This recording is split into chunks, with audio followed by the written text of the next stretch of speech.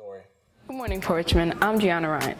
Early voting is something that affects 33 schools over New York City, and Port Richmond being one of the 3. During this time, our cafeteria is going to be taken up, and in my opinion, this really affects our after-school activities, our routine, and most importantly, our safety.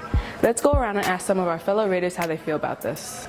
It's kind of irritating because we have spring musicals going on and we have musicals throughout the year going on, but we can't use the auditorium because there are kids there, and all of us work during our lunch periods, so we can't really use the auditorium for what its purpose is because we have early voting going on for a month.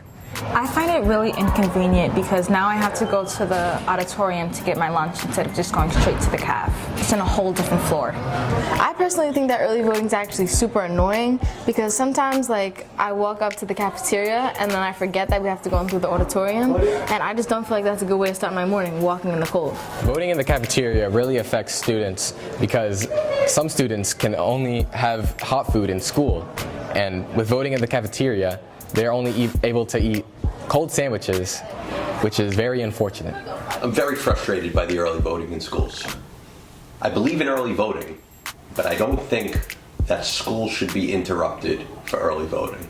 I'm going to give you an example. Port Richmond High School, 75% of our students qualify for free or reduced lunch.